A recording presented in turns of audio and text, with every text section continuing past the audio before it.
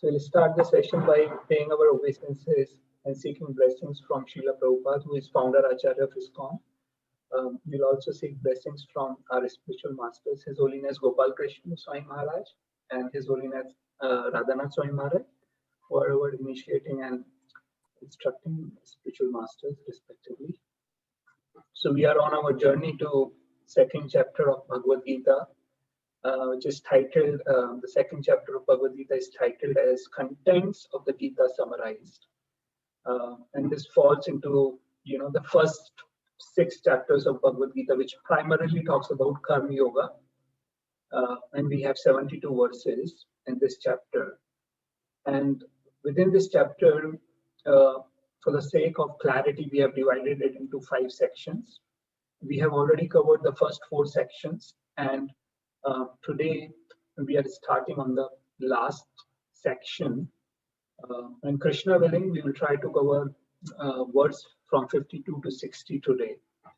And this section primarily talks about Sthita Prajna, the qualities of a liberated soul, Jivan Mukta. Right?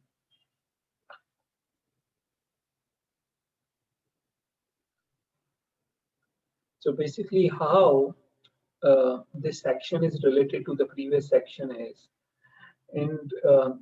in verse number 2.53, Krishna speaks and highlights about fixed intelligence and trance.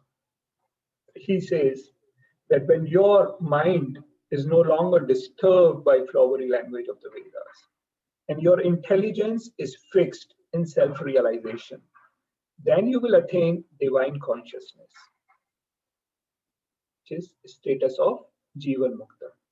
Now, for us to understand what is Sthita Prajna, if you literally translate the words, right, from Sanskrit to English, Sthita means fixed, right? Prajna means wisdom or intelligence, right? Someone who has fixed wisdom, right?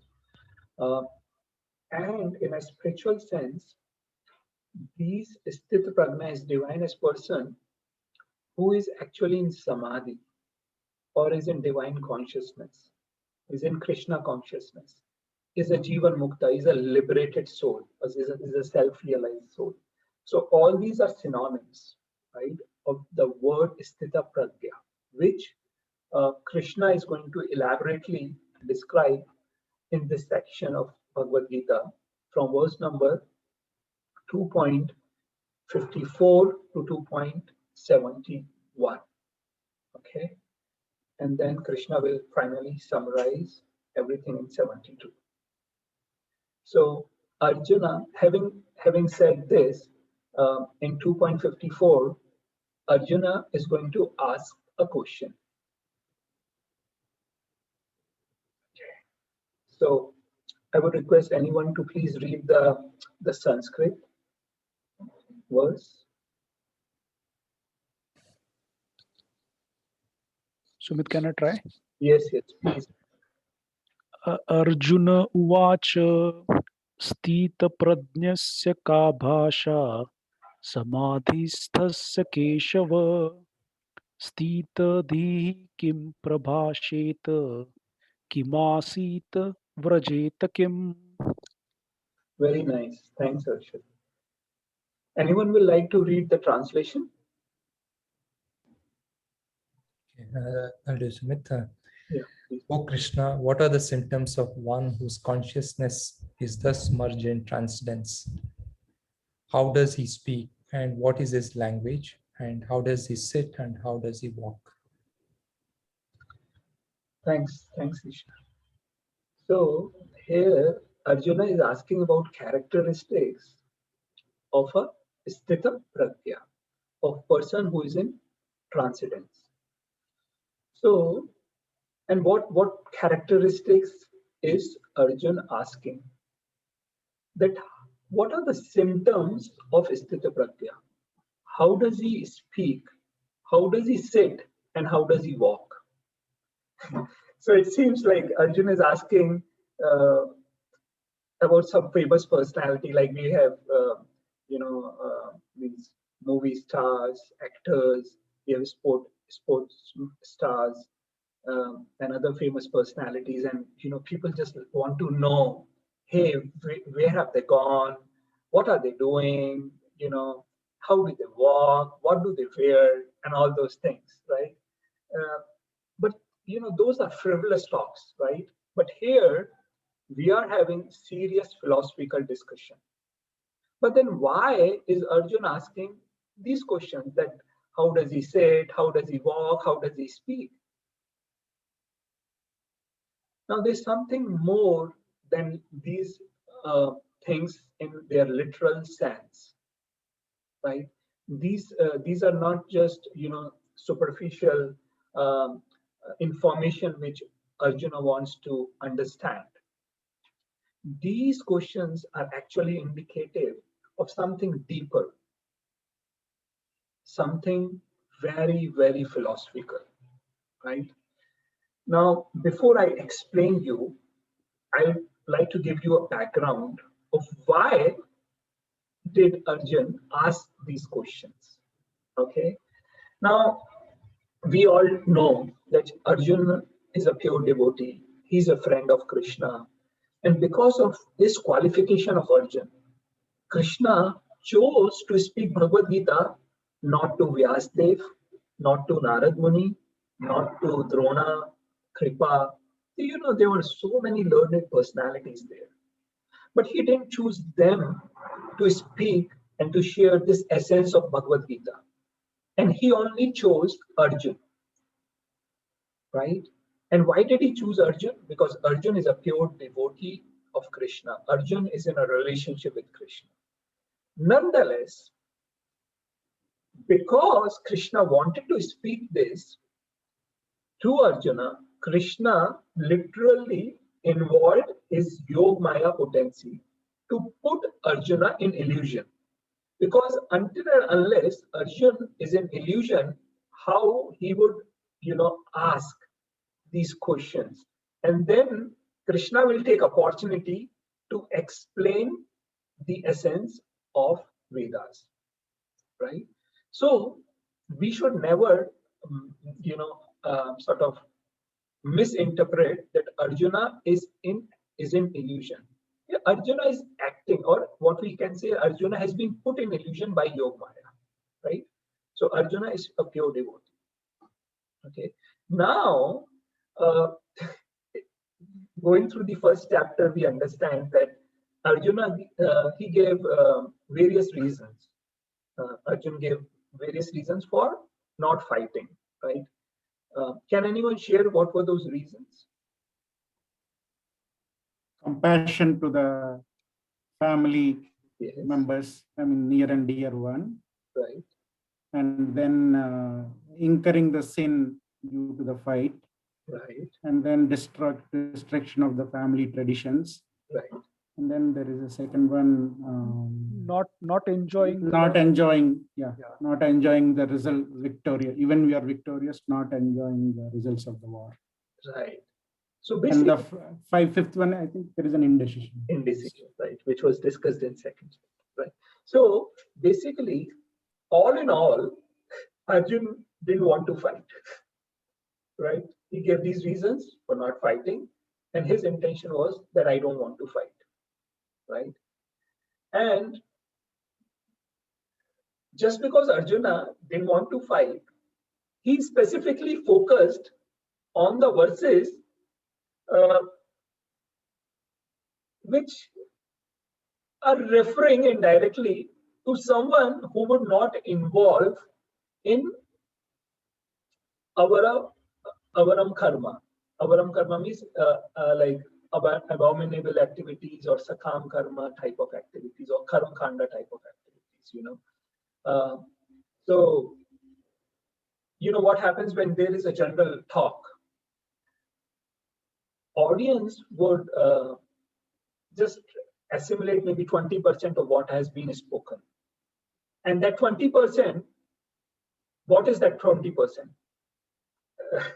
20% is either they understand, they are totally aligned with what the speaker is saying, or they're totally in contradiction what the speaker is saying. That is what they grasp.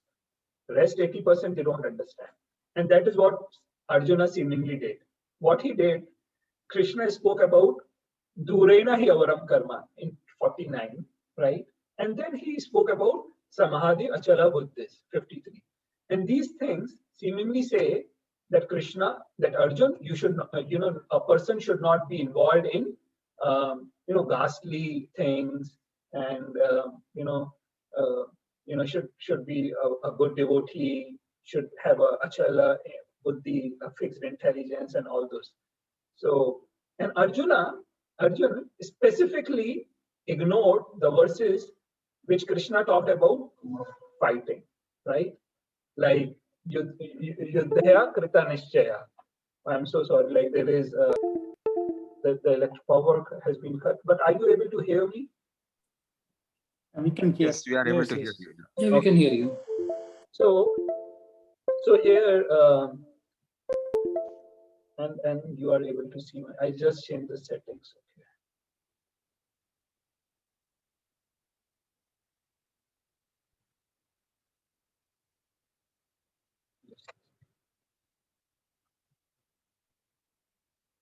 Okay.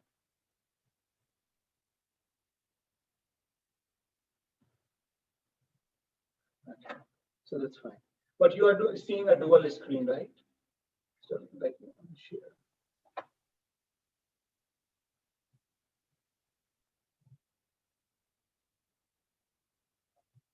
Okay, this has to be.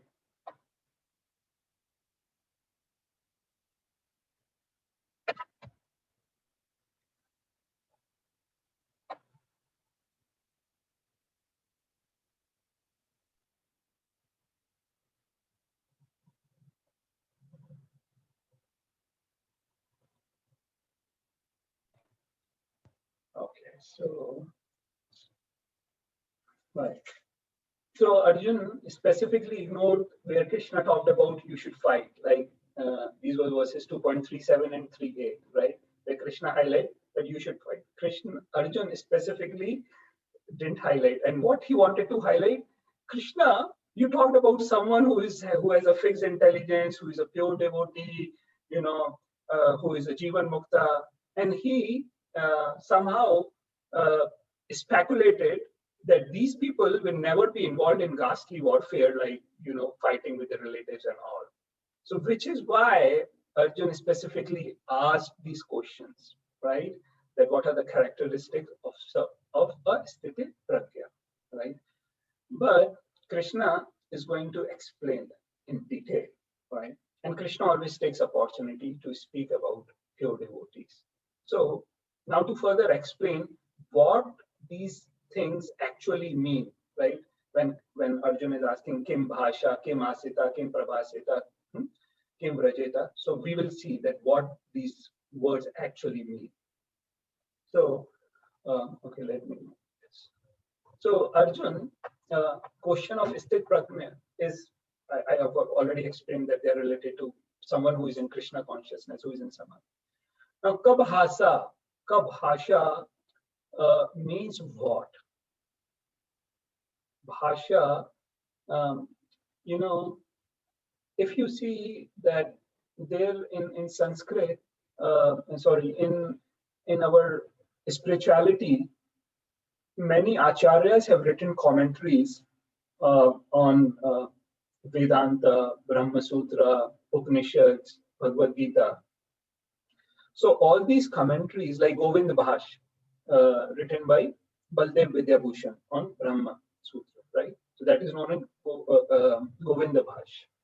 So Bhashya means description, description, and a commentary on commentary is known as Tika, right? But a commentary on a Vedic text is known as Bhashya, right? So what is Bhashya? Bhashya is basically description of something, right? Describing characteristics, basically, right? And which is what Arjun is asking. Can you please explain me these general symptoms of a devotee of Krishna, right? Of Asthit Pragya. Till now, Krishna has not introduced himself. we'll have to wait for next session to get a formal introduction of Krishna when he starts saying, you do everything for me, right? That will start from verse number 2.61, right? But here he's, talking about someone who is in transcendence, who is in divine consciousness, who has a fixed wisdom, fixed intelligence, right? And then what does it mean when he asks, Kim Prabhasheta? How does he speak?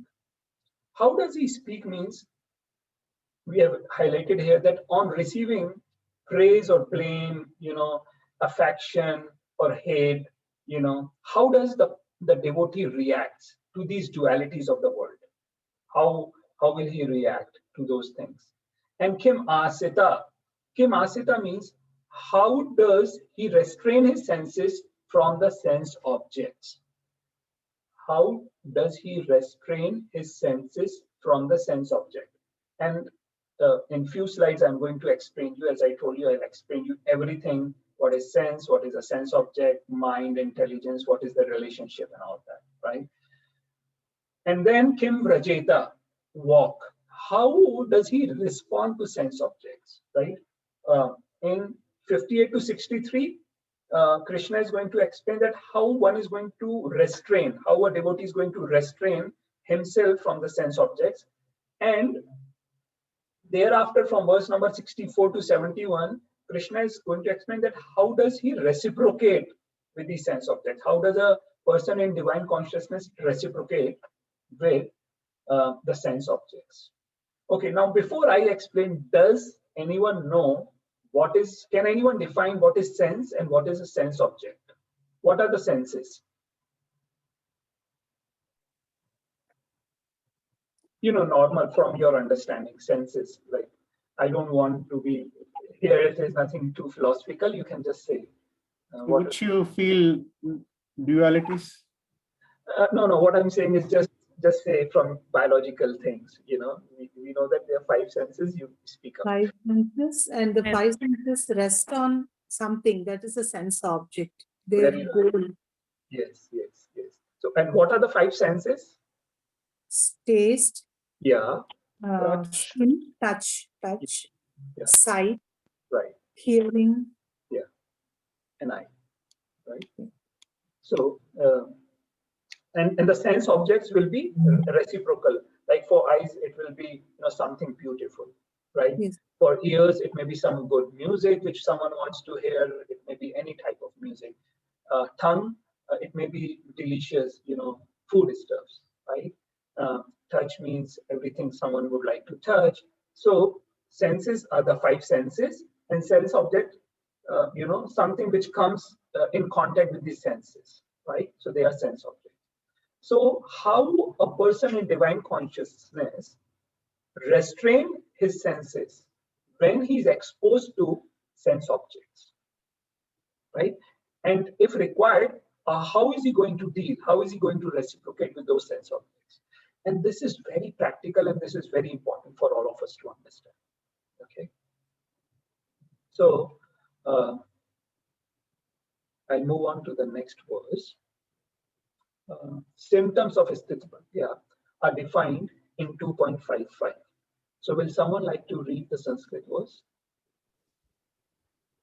Shri Bhagavan Uvacha Prajahati Yata Kaman Sarvan Partha Manogatan Atmanyavatmana Tushtaha Sthita Prajnas Taduchyate.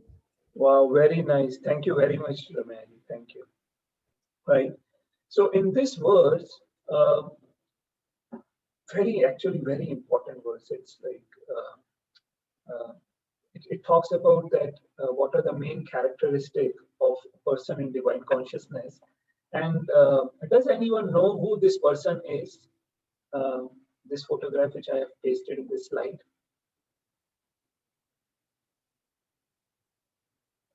He is Bhakti Vinod Thakur. He is basically in line of disciplic succession of Prabhupada. Like Prabhupada's Guru Maharaj Does anyone know who is the spiritual master for Srila Prabhupada? It is Bhakti Siddhanta Saraswati. Yeah, Bhakti Siddhanta Saraswati Thakur. Thanks, Santosh Prabhu. His name is Bhakti Siddhanta Saraswati Thakur. He was an ascetic brahmachari. He was known as a seeing guru, like lion, fearless, sannyasi. And he was the one who spread, Krishna consciousness all over India, right? He established temples of Radha Krishna all over India. And this Bhakti Vinod Thakur is Param Guru of Bhakti Siddhanta Saraswati Thakur. Not only that he is Param Guru of Bhakti Siddhanta Saraswati Thakur, but he is also biological father of Bhakti Siddhanta Saraswati Thakur. His name is Bhakti Vinod Thakur. He was a district magistrate at the time of British rule on India. And that was the highest government position given to any Indian at that time. And he was such a brilliant magistrate that no case in his court will be delayed to the next day. Anything which comes to him, he will take decision on the same day. And when he went deep into his spiritual practices, he wanted to retire, voluntary retirement from the government. And then the Britishers said, Bhakti Vinod, you are a very important person for us. We request you not to retire.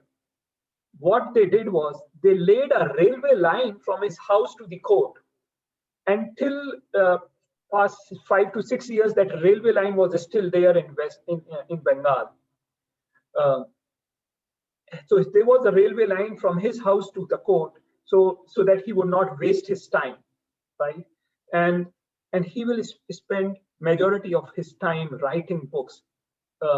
And he was the first person who wrote in English language that a day will come when Krishna's name will be chanted in each and every village and town all over the world. And when he wrote that book about Chaitanya Mahaprabhu, he sent that book in libraries all over the world, in Canada, US, Europe, Australia. And because he was a famous personality during the British rule, the journalists from West came and they asked him that, what have you written in this book? You say that there will be a day when Krishna's name will be chanted in Europe, America, and Africa, and all these people from all the different countries will come and they will chant and dance together in Mayapur. What have you written? And then Bhakti Vinod Thakur said, I have not written this. It is Chaitanya Mahaprabhu who said this. And because he's Krishna, he's God. And just because he has said one day that thing will happen, it is just because he has said that it is true, it will happen. And then his son took up this responsibility, who's Bhakti Siddhanta Saraswati Thakur. He has sent many of his disciples to West to preach Krishna consciousness. And when he first met Srila Prabhupada, when he was just 26 years old, he was at that time a Grasta. In his first meeting, the first thing Bhakti Siddhanta Saraswati Thakur told to Srila Prabhupada was, you are a young man, young educated man who can speak fluent English. Why don't you go to West and preach Krishna consciousness? Srila Prabhupada has not spoken a word to him. He doesn't know who either of them didn't know who they were. But Bhakti Siddhanta Saraswati Thakur, just seeing Srila Prabhupada, said that why don't you go to West and preach? At that time, Srila Prabhupada was a Grasta. He had his business and some family responsibility. But he took that instruction from his future spiritual master as his life and soul. And he prepared for that mission throughout his lifetime. And at the age of 70, we know that he went to West and how he spread Krishna consciousness all through the world, right? So I just wanted to give you a brief history. And why did I put the symptoms of Sthit Pragya, Bhakti Vinod Thakur? Because he, at that time, he's a family man like all of you and us, right? and he was in a very, very responsible position of being a district magistrate, right? He used to just sleep for 2 hours. And I can share his daily schedule with you, like he would sleep maybe 10 to 12, and then he will write his books overnight, all through the night, right? And his daily diet was maybe 1 or 2 chapatis and a glass of milk, little fruits. That is what he used to eat, and he preached Krishna consciousness. He really, developed. He had 11 children, and we know that 5 of them took sannyas, right? So he was such a grasta. He brought up his children in that way, right? So here Krishna is talking about this, people on divine consciousness, and here Krishna is highlighting that they have 2 qualifications, right? What are they? Prajahati yada kaman sarvan partha manogatan. Prajahati means they give up. Give up. What do they give up? Yada kaman. Kaman means all the desires for sense gratification which are there in the mind. Prajahati yada kaman sarvan. Sarvan means all those thoughts in our mind which take us away from Krishna, right? Manogatan. They those thoughts, those desires, those sense gratification, gratificatory desires, they are developed in the mind. We should give up. A person in divine consciousness should give up all those things. And what should that person do then? Atmani eva atmana tushta. That the person should be satisfied in the self, satisfied in the soul alone, right? And if there are these 2 qualifications, that person is understood to be a sthita pragya, right? So Krishna here very briefly explained that what those things are, right? Now someone can ask a question, right? What do you understand by satisfaction in the self alone, right? Now please try to understand that Atma or soul at a spiritual level in itself is full of joy, right? It has the qualitatively, it is same as the qualities of Krishna, qualitatively, right? It is Satchit Ananda. It is full of bliss, full of joy, full of knowledge, right? And it is eternal. The soul is eternal, right? Eternal, full of joy. So if rather than looking outwards, if we look inwards, if our thoughts are dovetailed within the soul, right? And what do we understand by within the soul? Within the soul means the soul, when it is linked with Krishna, with Paramatma, that soul is full of joy, full of bliss. When we realize our own self, what do we understand by realizing our own self? I've explained you what is our constitutional position. Soul. Yes. What is the Nitya Sarup? Serving the Lord. Yes. Jivere Sarupa Hoye Nitya Krishna Das. That our constitutional position is to serve Krishna, right? And if we cultivate that thing, and then when we look within ourselves, we will be self-satisfied, we will be in joy, we will be in bliss, because the soul will be in contact with the super soul who is full of bliss, full of joy, right? Which is what it is understood. But how can we do that? We can only do that when that mind, which was earlier impure, becomes purified. Atmani ev atmana tushtaha. Tushtaha means tushta means satisfied. When that mind is satisfied, that when mind is purified, only then can our soul be happy. Which is why now it is very important for us to understand the relationship between all these things: sense object, mind, soul, super soul, right? So I'll explain to you, right? So Prabhupada basically is highlighting the symptoms, and Prabhupada in the purport highlights that these are symptoms of a sthita pragya. Similarly, when we as doctors, a patient come to us, right? So in COVID, for example, what are the symptoms of COVID? These are potential symptoms of COVID, right? As there are symptoms for each and every man, for a person who has the disease, has these symptoms, right? And I don't want you to go deep into what COVID is, but just focus on general things.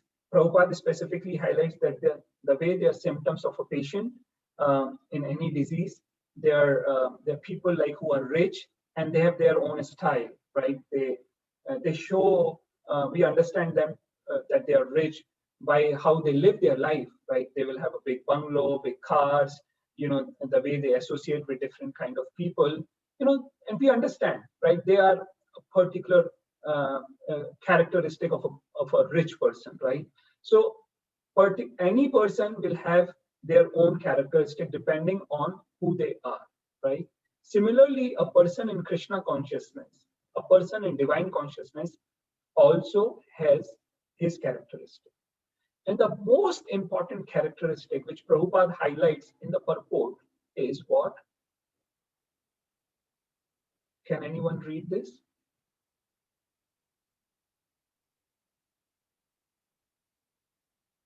Anyone can read this? Yeah, most important is how the man in Krishna consciousness speaks. For speech is the most important quality of any man. Right. So the immediate symptom of a Krishna consciousness man is that he speaks only about Krishna and of matters related to Krishna. And other symptoms, they automatically follow. And then Prabhupada also highlights that how do we come to know a person who is really insane, who is foolish? And will anyone like to read this?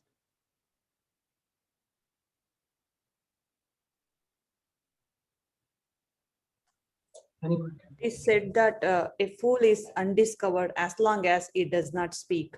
And certainly a well-dressed fool cannot be identified unless he speaks. But as soon as he speaks, he reveals himself at once. Right. And Prabhupada specifically highlighted a well-dressed fool, right? And we know who is a fool. A fool is a person who lives on the bodily platform, right? He or she doesn't care about anything beyond this body. And there are so many fools around us, right? They may look very bureaucratic, very aristocratic, very intellectual, very knowledgeable, right? Very smart. But unfortunately, they're utilizing all their talent just to increase their sense gratification. And they're not utilizing anything for spiritual advancement, right? That is the most unfortunate thing. And which is why Prabhupada highlights that as soon as they speak, we'll come to know what they are. A Krishna consciousness person, a devotee, a person in divine consciousness, a sthit pragya, will always speak about Krishna or matters related to Krishna. So now I'm going to explain. So this Padmaji and others, they explain like we have 5 senses and these are related to sense objects, right?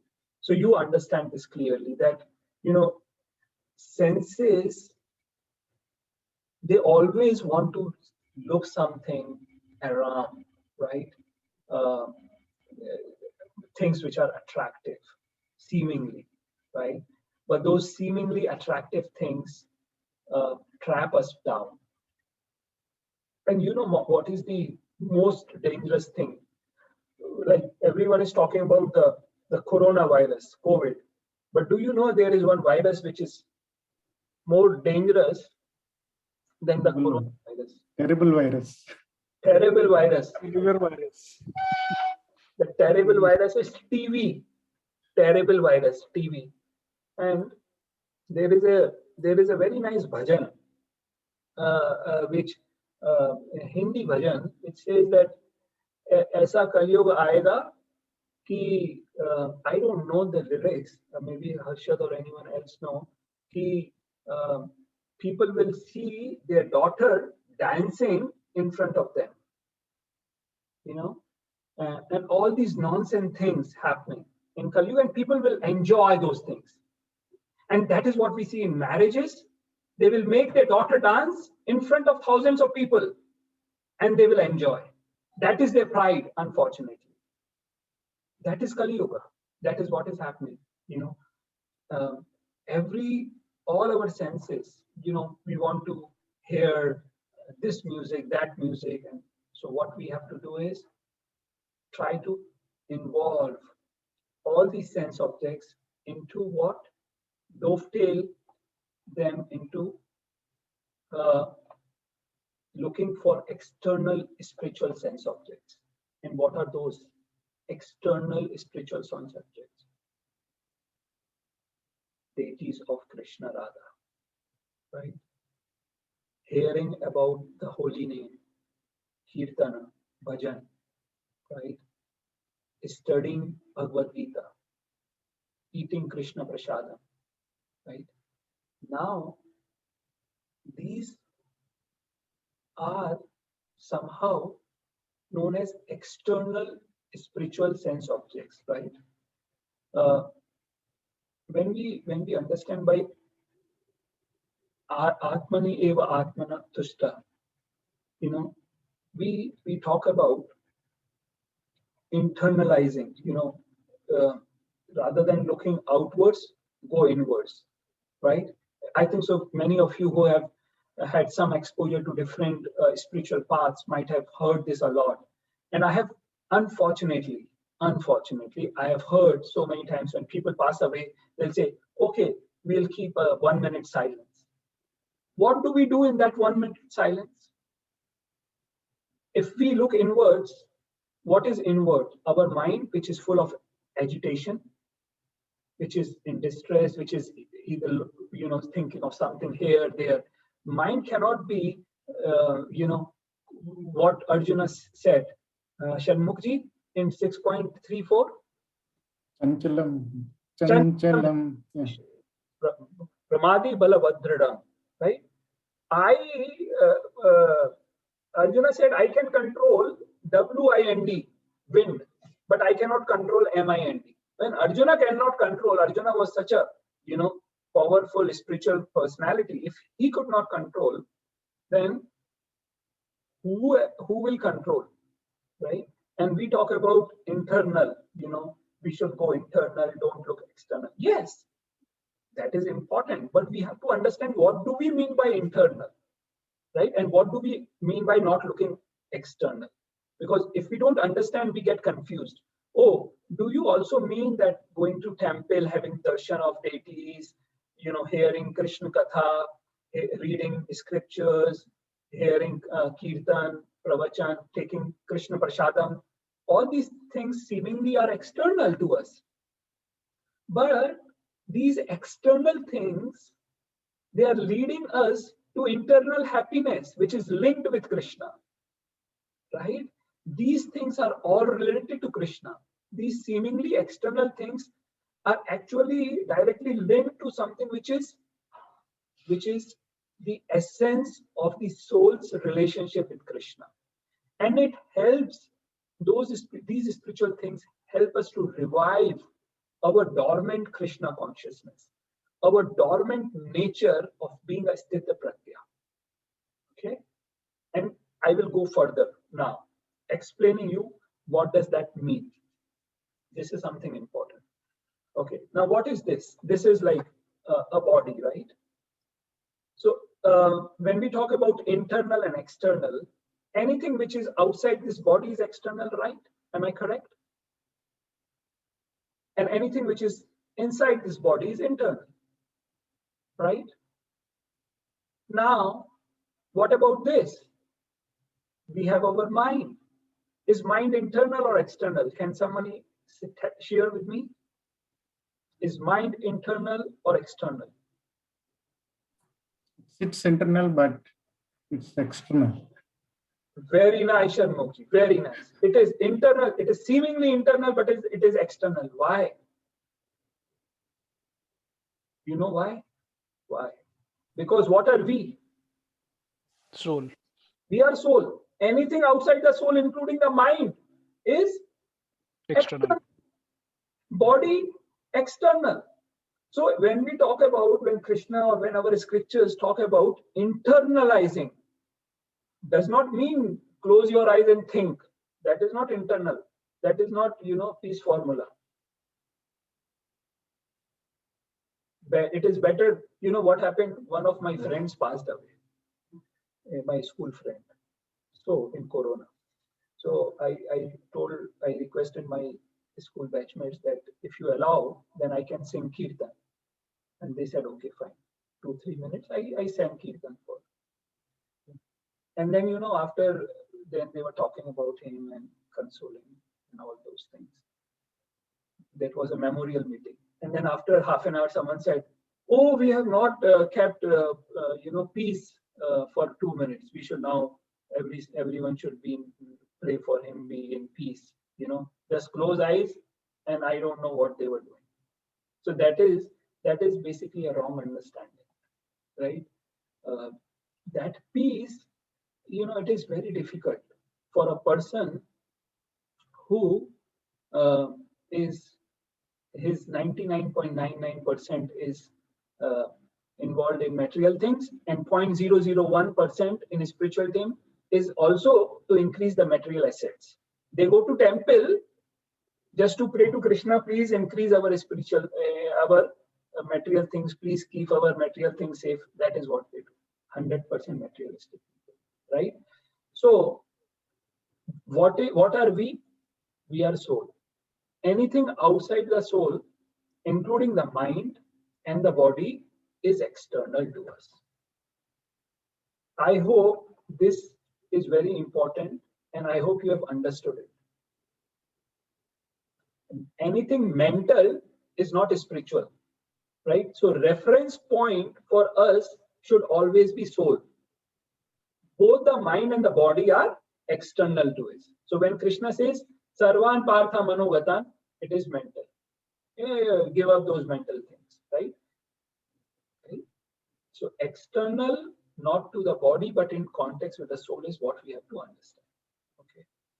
Now, furthermore, any doubt in this? Okay. So now we have 3 levels of existence. Now, this is something very, very important for all of you to understand. This is where I wanted you to focus on, right? So we have 3 levels of existence. One is at a very gross level, like, we want to see things, we want to touch, we want to taste, we want to hear, that our entire life is at a very gross level, right? So, usually what we see people all around, what they want to do, right? Working like an ass to become an ass. Working like an ass to become an ass, right? So they are fully in gross level. Higher than that level of existence is mind. Mind is at subtle level, right? We talked about our gross body and subtle body, if you remember, right? They are Panch Mahabhut, which is gross body, earth, water, fire, air, ether, and subtle body is made up of mind, intelligence, and false ego, right? So Mind, someone who lives at a mental level, see, at a subtle level, right? And then higher to that is soul, which is at a spiritual level. So people who live totally at a gross level, people who live at a little higher subtle level, and people who live at a spiritual level, right? Normally speaking, soul's consciousness. Now this statement, soul's consciousness, what is the symptom of the presence of the soul in a body? Consciousness. Very nice. Consciousness is the symptom that soul is there within the body. Okay. Normally speaking, soul's consciousness is rooted. Soul's consciousness is rooted. Rooted, R-O-U-T-E-D, rooted. Through the mind. Okay. Soul's consciousness is rooted through the mind outwards. Okay. Through the senses to the external world. Consciousness is rooted through the mind, through the material intelligence mind, outwards through the senses to the material world. Right?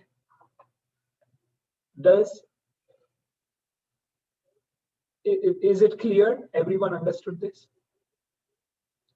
Mind is root of consciousness, right? While soul is the root, R-O-O-T, of the consciousness. So mind is the R-O-U-T-E and soul is the R-O-O-T of the consciousness. And our consciousness is rooted outwards through the mind, right? Now, if our mind is polluted, if our senses are uncontrolled, what we will achieve?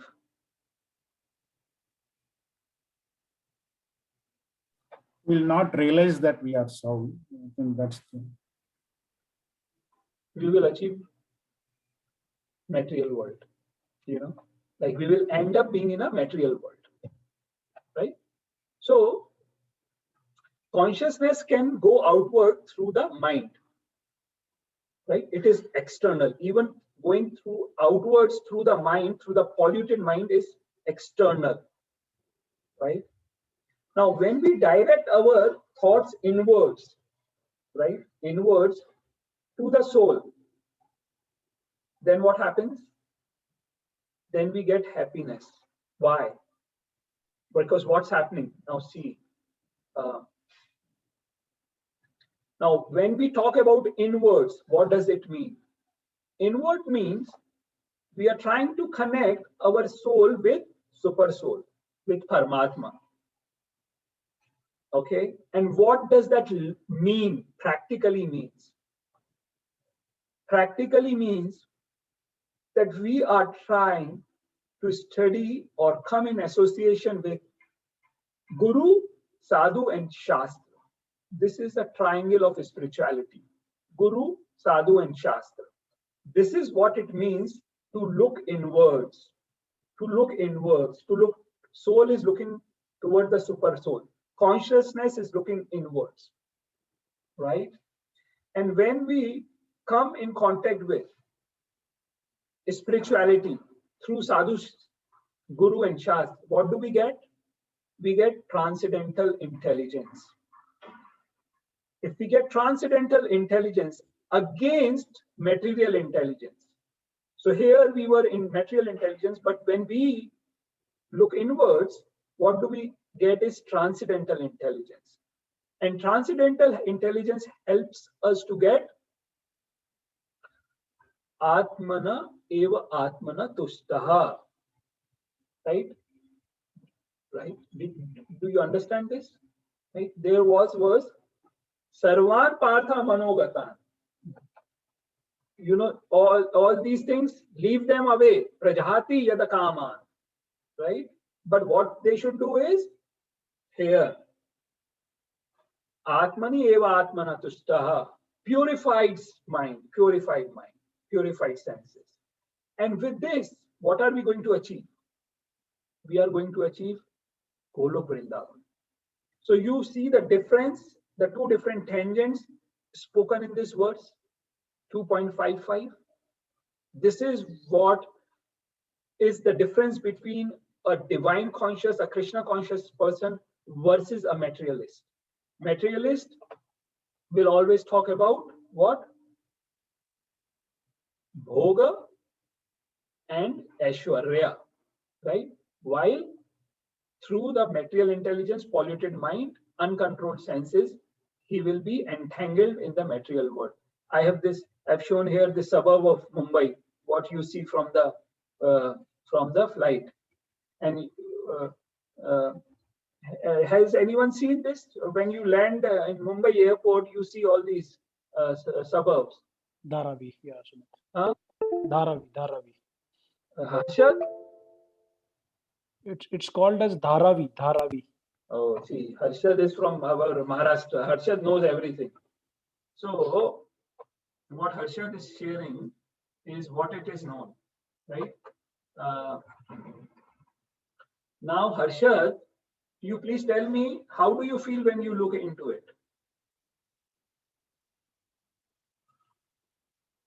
What feeling do you develop when you see that from the flight? Harshad? Harshad is quiet now. Why? Sumit, can you hear me? Yeah, I can hear you. I can see a lot of clutter, and maybe I can sense there could be, lot of miseries in that suburb. That's what I could sense. Yes, right? Why do we sense that,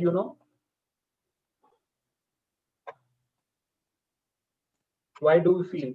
Because their status of living is less than our status of living, right? True. Do you agree? Yes, Sumit, yeah. And do you know what is Indra and Brahma thinking when he looks upon us?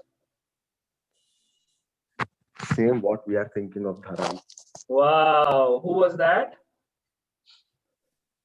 Same thing.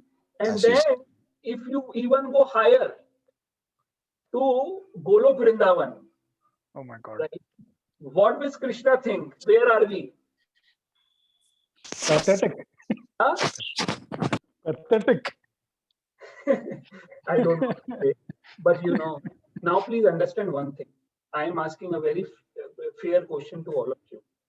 Now please tell me, if by chance one of our relatives, right, is living in that type of suburb, right, or if your child, your son or daughter end up being in this suburb, how will you feel?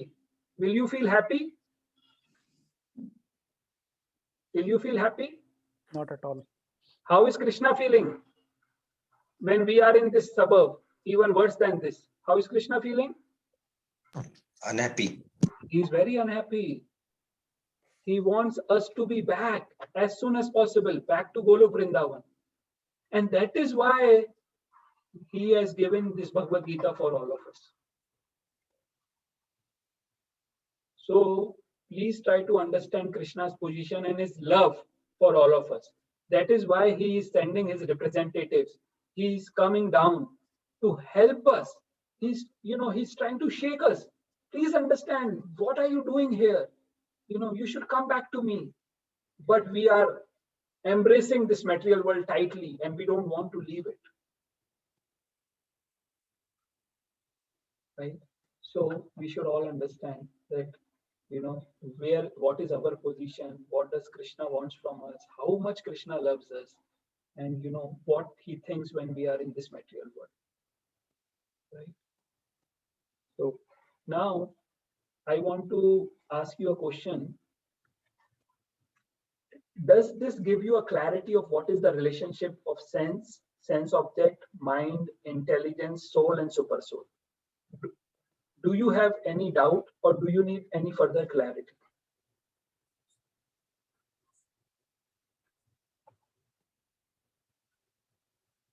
Is it clear to all of you? because this was something very important for us as we go, deep into Bhagavad Gita.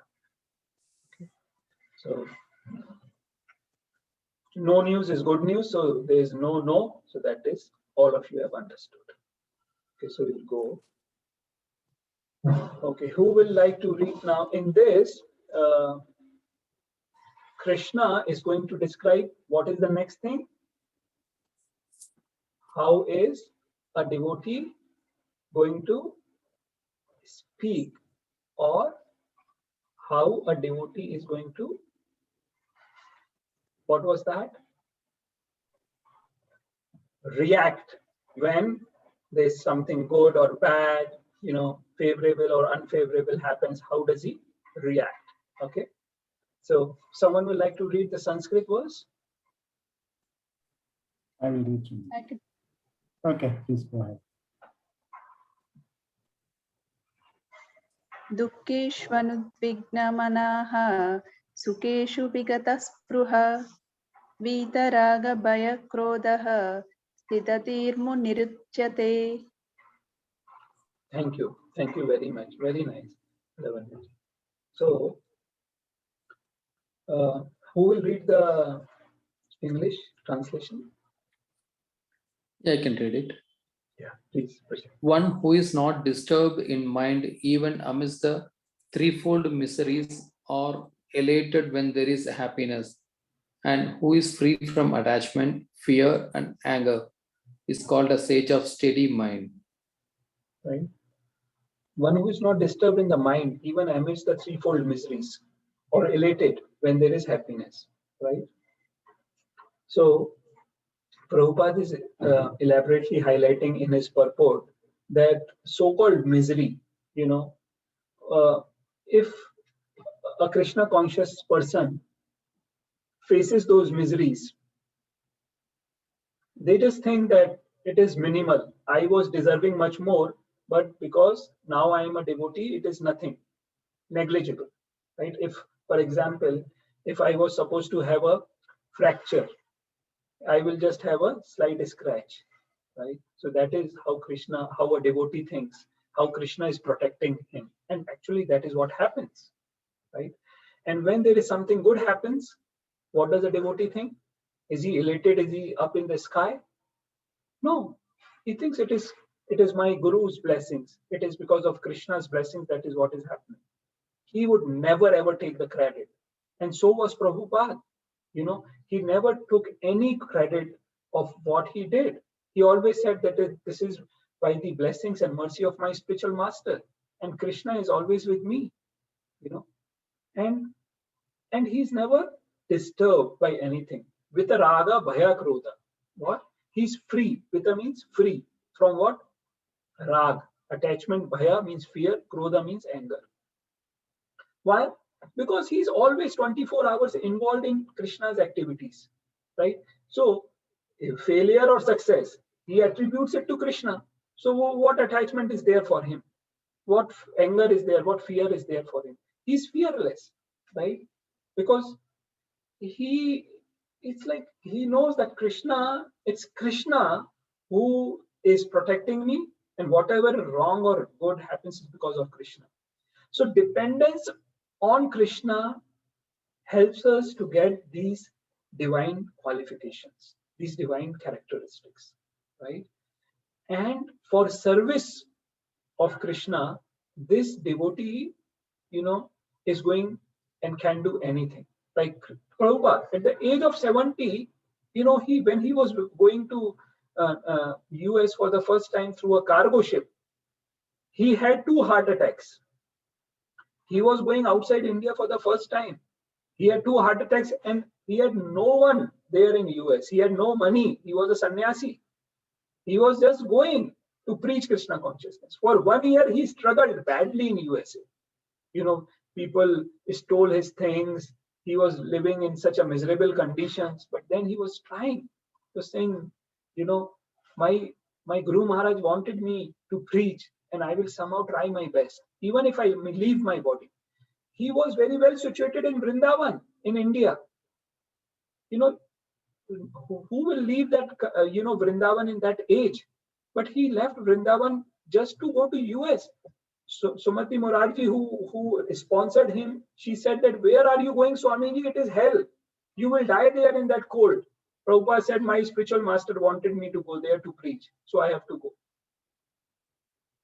And you see, now he's lying on a bed in this photograph, and he is about to leave his body. But even then, at that state, he is translating the scriptures. He is translating till the last minute and hour of his life. He was translating books, even though his condition was so bad. He had pure consciousness as he continued to translate Srimad Bhagavatam. That is what is known as Sthita Dhira Muni. That is what is known as Sthita Dhira Muni, who is totally detached from all these things. And we see what Krishna is further going to describe about the characteristic. Someone will read this, verse 2.57 in English.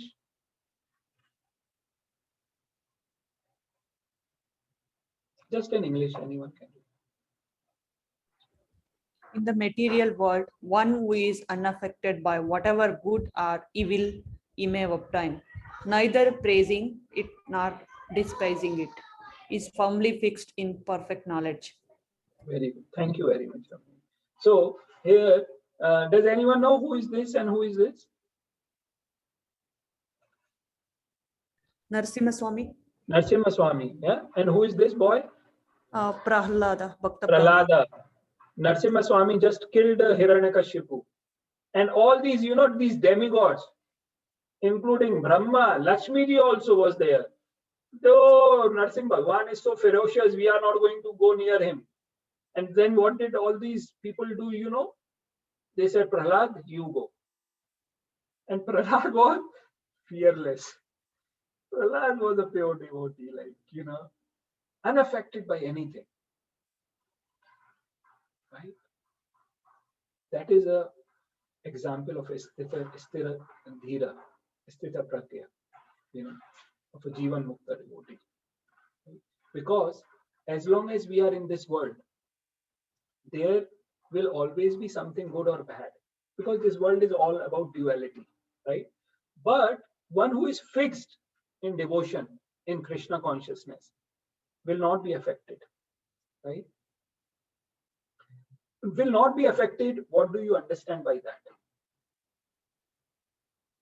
So if someone is going to cut my hand, will I not have pain? What does it mean? It means that anything whatsoever may happen, we will not deviate from our faith, from our seva within Krishna consciousness, from our sadhana of Krishna consciousness, of our regular chanting the names of Krishna, Hare Krishna, Krishna Krishna, Hare Hare, Hare Ram, Ram Ram. Because materialistic people, something happens wrong, COVID happened, this happened, someone died here. Oh, there is no God. Oh, this is all bakwas and this and that. First thing they blame is God. If God is there, how can all this happen? But a devotee, he will not, his mind will be fixed. His mind will be sthita dhira. He will be fixed in his transcendence, and that is what is known as samadhi. His day-to-day things will not be impacted or affected by these things. I will try to cover this in next 10 minutes. We have a few more slides, right? And this is example of, again, Prahlad Maharaj, right? Who was always fixed in his divine consciousness, right? In his samadhi, right? And at the same time, that person will not be too much elated also, he will not be disturbed by something bad, and not too much elated if something happens good. And there is a good example of this. Do you know that in Kurukshetra, what this Arjuna cut the head of this person? Who was this person? Does anyone?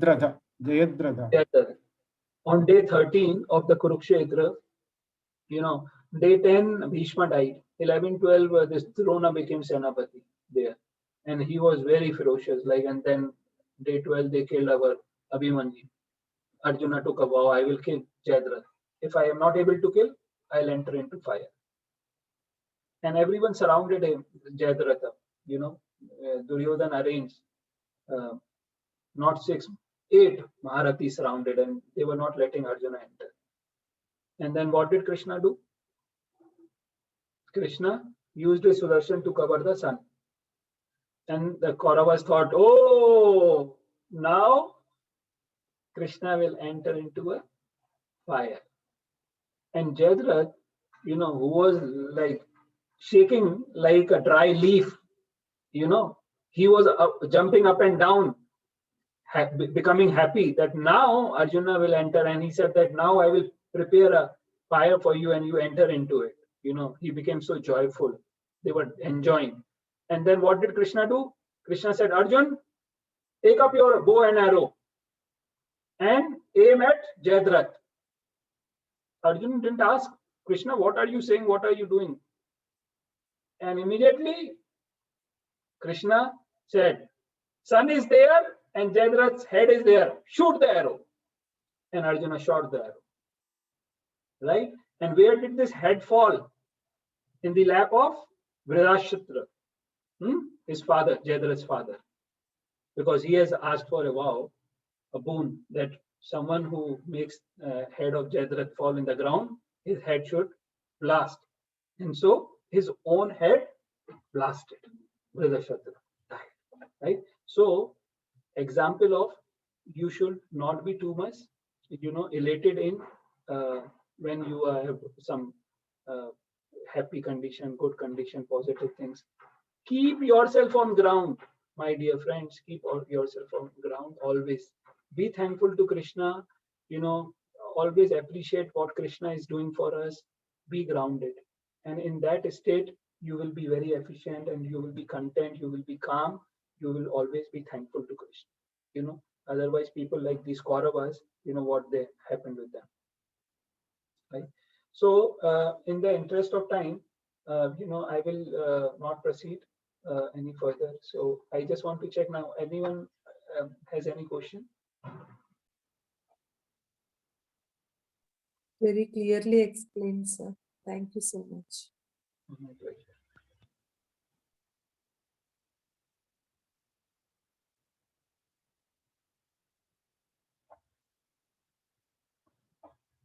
This is a basic summary slide of what we did today. Arjun asked questions, and then Krishna explained in 2.55 the symptoms, right? And then how does a person react to dualities?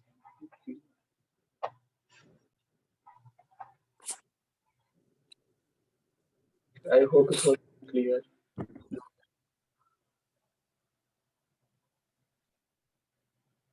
No one has question? Next week, Sumit. Okay, so we will chant Hare Krishna month